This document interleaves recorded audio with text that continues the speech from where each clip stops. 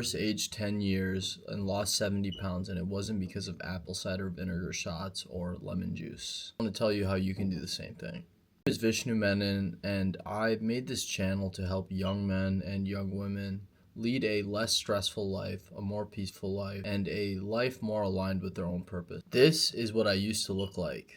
A little information about that picture. I was in a relationship for close to a decade that I wasn't really supposed to be in, and I was also finishing up a degree uh, and working my first couple of years in a life path that was not mine. It was decided for me. A lot of people will tell you the typical information of, oh, just drink more water, eat healthier, but it's not that simple. It really comes down to three pillars: your energetic blockages, the concept of you that you have of yourself, so whether or not you have a positive or negative self concept, and also the consumption that you have. So in this video today, I want to detail and give what has helped me reverse age up to 10 years, because I used to look like I was 40, like you saw in that picture, versus now people in high school come up to me and ask me which school I go to. A little bit funny, the younger that we are, the older we want to look, but the older that we get, the younger we want to look. I'm 29 and I get comments from people saying that I look like I'm 19 or 23. I'll take it. That makes me feel like I'm doing something right. We live in an age where people are balding at the age of 22, 23 because of stress. I mean, genetic reasons as well, but stress too. And as you'll notice, you'll find that a common theme amongst all three of these pillars is the idea that stress does not actually serve you, and finding ways to process emotion. So let's get into the first one. When you have energetic blockages, it could significantly increase your stress. If you have an energetic, what is an energetic blockage? So an example of an energetic blockage would be being in my previous relationship. I mean, I loved my ex-girlfriend a lot, but I could never actually see the future with her. Like we would talk about the future, but every time it was brought up, I would half-heartedly think about it. I always had doubts, and a big part of this is that my parents never really accepted her because my mother is relatively traditional. Her whole family's from India. So I would always, for years and years, I would go to sleep and wake up thinking about how one day I'm going to have to rip the band-aid off and essentially die. That's what it felt like. Like I was going to die when that time came along, and I would consistently put that off and procrastinate. For a number of years, I didn't even tell my parents that I was dating her because my mother would always try to condition me with the idea that I would be marrying or getting with someone that would be from our culture, from our religion. So the fear that was implanted into me was that something really gravely bad would happen if I deviated from that path. So I went to sleep. I woke up very stressed. I mean, I'm talking about like for years. I was thinking about this. I would think about this like and just be like, oh, at least I don't have to face it today. At least I can just live today. But it would be a constant thing that was blocking my energy, blocking my ability to be myself, because it would put me in states of fear. So if you have anything in your life that is a energetic blockage, that could be a career that you don't really enjoy, or a relationship that you know you're not supposed to be a part of, but you keep going back to it out of comfort, or a family member that is constantly getting on your case and you know that you need to set your boundaries but you just don't. Like these things will make you stress and put you in fear states. They will take up mental real estate. And when you don't have like that is mental real estate that could be being used to pursue your own creative ambition, your own life, like furthering your own life. Because the more you think about these negative things, the less mental real estate you have to do things for yourself. So these things inevitably stress me out, especially my career stressed me out. I ended up getting an electrical engineering degree, which is, I don't even know why I got that. I just got it because my parents told me it was the right way to go. It was the right thing to do. But every moment led me further down a path of mental descent. I would find myself in very addictive behaviors. Like I became very interested in smoking a lot of weed when I was in college because I wanted to turn my mind off. It was very difficult for me to be alive. It was very difficult for me to be sober within my brain because if I got an inch of sobriety, all these thoughts would flood to me saying, hey, you have to appease your parents somehow and get this relationship going. You can't keep putting it off. Or, hey, how are you going to operate in this career that you know you shouldn't even be doing? Like, you hate it, but you never found the balls to actually stand up and say that and pursue your path. You have to pursue your best interest because it doesn't just happen like that, like a snap of a finger that, hey, I don't want to engage in these things because I know that they're not good for me. Like, it might not be that black and white. Like, you might, like, I found a lot of comfort in being in my relationship. I found a lot of security. I found like a lot of, not excuses but reasons to stay because it kept me out of trouble in college. I wasn't finding my way to girls that would necessarily bring trouble. I would find reasons and excuses to stay in the same place because at least I could exist. Even if I was feeling mental turmoil, like my brain had gotten used and adapted. It had adapted to these things. So now these things are like, okay, this is a shitty life, but at least I know it's my shitty life. Brain is scared of change. If you're not controlling your mind, it can be very scared of change. Unless you break out of these things that put you in fear-based states, the fear will consistently put you in a stressful state. Even the way you sleep, even the way I was in the shower all the time, I would have my face all scrunched up. How you develop a resting bitch face or a face that has a lot of wrinkles. When you see people like that, it's because they have so many things in their life they never stood up for themselves in the face of. Like, you have to pursue your best interest, and when you do that, you become the better version of yourself. Then you can help other people by biting the bullet and having resentment. It's just going to have this unprocessed emotion within you that's going to result in fear and stress. It's going to result in you getting sick and ill a lot easier. It's going to result in you aging much quicker. That is what happens to most people in society, is that they are, people force upon them some sort of career. Like, people have this white knight syndrome. They have to bite the bullet, they have to face the pain so that others don't have to face the pain. But in all reality, what you're doing is destroying yourself slowly. You're slowly destroying yourself. You're slowly destroying your potential. You're slowly destroying your ability to creatively output to the world something that could be valuable and change a lot of people's lives. In the efforts of enabling someone else that has some sort of psychological instability, that they are not seeing, empathetically viewing the situation and how it affects you, in the attempts of you trying to save them from pain, you are inevitably destroying yourself, and you are aging yourself, and you are making it so these next two things, these next two pillars, are very difficult to master or hone. So the positive self-concept, when you're walking around with these energetic blockages, these things that are constantly sending you into fear-based states, it's very difficult to have a good view of yourself.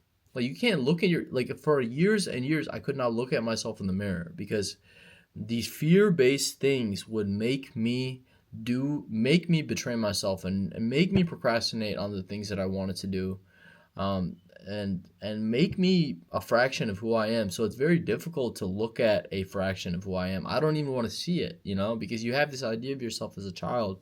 You want to see yourself strong and powerful, and when you see like 10% of that in the mirror, it's very hard to look at that reflection. It's not something you want to see. Most people avoid looking at the mirror in the morning.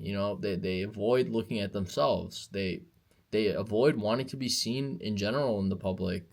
They try to stay in the shadows. They try to keep a low profile. They don't have people exposing the truth about them, that they're constantly betraying themselves. So doing hard things, finding things that are difficult for you to do. For me, that was, I started by twiddling my toe in the regular pool after my ex and I split. And like, I had just gotten over my alcohol addiction. Like, it was a month and a half in, and I was like, I want a different life. So, and I was so obsessed and, entranced in comfort, the grips of comfort. So I decided, like, hey, like this is a regular pool, mind you. So I jumped in. The first time I jumped in, I felt a little bit better after. I was like, damn, I feel a little bit powerful considering the fact that my mind just told me that, hey, don't do that, and I just did that. I said, fuck you. And then I that slowly evolved to doing a couple minutes, like a minute or two in the cold plunge when they opened that up at my gym, up until 30 minutes in the cold plunge to an hour. And I started off with like a 5 minute plank in the sauna. Now I went from 5 to 10 to 15 to 20 to 30. I've even went up to an hour on some days, and I feel so powerful. Like I feel so powerful and devoid of thinking in those moments because I don't need to like constantly control the narrative. Like I've done the difficult task. I train my brain to do things, and not always, by the way. I still struggle with this. It's a lifelong process. Like train it to do things when I say I want to do them. Like no one normal just wakes up and says I want to do an hour long plank in 180 degrees of heat today, and I want to do an hour in the cold plunge. Like no one normal does that. That's just not normal. But like that's how you build a positive self concept when you're doing things that are notably difficult for you. That could be anywhere. You could start with, oh, I can't do a pull up. I want to do a pull up. So work hard on like research how if you're in this position of not being able to do a pull up, how can I do a pull up? Do I do lat pull downs with a certain weight? Do I do this? Or like if you want to write a book, start by writing, and you don't even know where to start. Start by doing some research. Don't get stuck in the research phase though. Like start by writing a little bit. Write a little bit, even if it's not so great to other people. You will slowly the thoughts will come to you and you'll get better. That is how you gain energy back. Like some situations in your life will doom you to fear things that you're running away from, and others when you're running towards life, when you're saying, hey, I don't know what this future looks like, but I'm going to run towards it because I know I have a good feeling it'll be good for me. Even if it's jumping in a regular pool because it's cold and it's uncomfortable for you, then you eventually build this positive self concept. You start to be able to smile when you look at yourself in the mirror. You feel more of a sense of calm in your body, and this is also how you this is how you regulate your nervous system as well. You'll inevitably just begin to start taking deeper breaths. You'll stop feeling as anxious because you know that, hey, if this is survival of the fittest, I have a relatively strong mind and I will be okay. Like it's sometimes it takes things take time, but I will be okay. And I am comfortable within myself. I don't feel like I'm constantly under siege or under threat. And the last thing is consumption. A lot of this fear and these energetic blockages what they will do is leave you drained, and once you're drained, then you'll start going for artificial sources of energy, which everything is like all the garbage food out in the world makes you feel good. It takes you away from your thinking, but it's so momentary and so addictive. And it will cause weight gain, worse things down the line. So the more that you betray yourself, you'll find that you will be consuming more. You'll just want to consume, whether it's shopping, whether it's eating garbage, whether it's watching Netflix. You will just consistently want to consume instead of create because you're yearning for that energy back. You want it back. You have these blockages. You don't know what is going on, but all you know is that in this moment, this instant gratification makes you feel a little bit more calm because now you can contract your thinking out to something like outside, like this, food or this Netflix. But the issue is if you don't clear the blockages that I've talked about in the first pillar, then you will find yourself in these situations very very often, and that's how people end up gaining. Like people should not be walking around like that obese, man. Like humans are not they're not meant to be like that. They're not built to be like that. We were built to be hunters, we were built to gather. We were built to be physically and physiologically and psychologically fit. That's what humans were meant for. We are the best species on the planet. And when I say best, we're the most intelligent and most capable of creation. The closest thing to God, to divinity on this planet. Yet we have people walking around that can barely get out of bed. That should not be the case. And yes, so overconsumption will make you inevitably age quicker. It will, like, I was over consuming everything. I had a very addictive mind, which is why I aged so quickly like that. And just to bring it back all the way around is that, yeah, I had these energetic blockages. My relationship that I wasn't necessarily supposed to be in. I had a career that I was forced down, without, and I didn't have the balls to stand up for myself. I had no sense of agency, and what that did was ruin my self concept. And once it became very difficult to look in the mirror, then what's next? Then I just consistently consume. I constantly consume garbage, well, in the form of entertainment, in the form of food, in the form of drugs, alcohol, so that I can get away from this image that I have built up myself. And it all started though with the energetic blockages though. So the energetic blockages, the things that I knew I should be saying no to, but I did it out of a failed white knight complex with this illusion that I was doing good. No, it's not doing good. It's just a complex. It's a complex that you need to let go, or you're going to age. You're going to die at the age of 75. And I'm not trying to instill fear in you. I just want people to genuinely look and feel their best at the age, anyone's age. I don't want to say especially the youth. Anyone, really anyone that feels like they're drowning in the weight of this society. It all comes down to these things. These three things. Well, the physical is just a product. It's really just to reel you in to this video.